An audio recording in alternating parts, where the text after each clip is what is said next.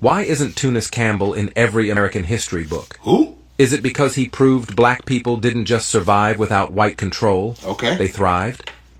Campbell was born free in 1812, but he wasn't satisfied with freedom on paper. After the Civil War, he bought land in Georgia and built a black-led society from scratch, complete with schools, courts, land ownership, self-defense forces, and zero white oversight. He banned white officials from interfering, appointed black judges, organized militias. And when the system couldn't beat him legally, they poisoned him, threw him in prison, and tried to erase him. Wow. But here's the uncomfortable truth. As usual. Campbell didn't beg for equality.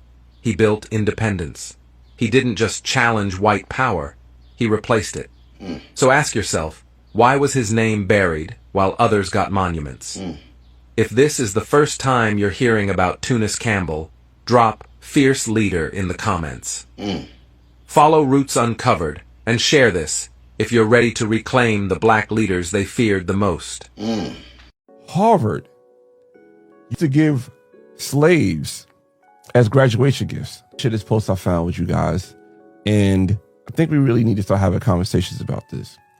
Harvard hired a researcher to uncover ties to slavery. He said the results cost him his job.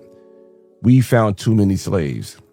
Dr. Thomas Kramer, a researcher, was hired by Harvard to find their correlation between slavery and the profits they got from the slavery. And once you start finding out and start digging deeper into it, they cut ties with the program and let him go, basically. So he said he found too many slaves and they cost him his job, basically, right? He did such a good job, it cost him his job. I want to share how Harvard ties to slavery is so deep, right? And I got this from this book right here.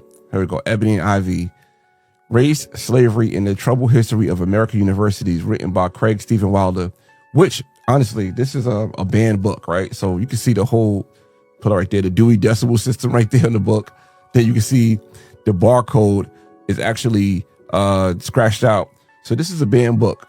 And in the book, Craig Stephen Wilder, Mr. Wilder, discovered that Harvard used to give slaves as graduation gifts.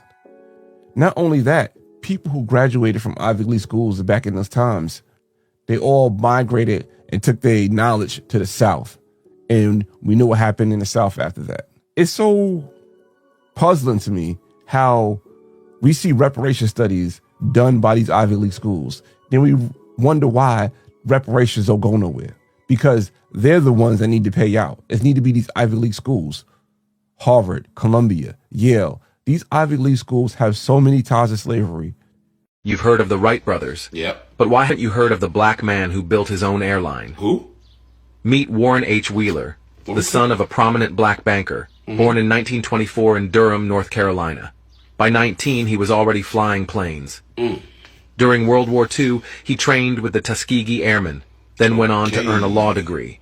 But his true calling was the sky. In the 1950s, he became one of the first black pilots hired at Piedmont Airlines, smashing racial barriers. Wow. But Wheeler wasn't content just flying planes. He wanted to own them. In 1969, he launched Wheeler Flying Service, and later turned it into Wheeler Airlines, the first black-owned commercial airline certified by the FAA. Fire. His airline served thousands across the East Coast and trained hundreds of black pilots, opening doors that had always been locked. Wow. So let me ask you, why don't we learn about Warren H. Wheeler in school? Right. Why do names like Boeing and Lindbergh get statues, while black pioneers like Wheeler get silence? Facts. If this blew your mind, drop airplanes in the comments. Share this with someone who needs to hear it, and follow Roots Uncovered, because we're here to rewrite the flight path of history. Let's go.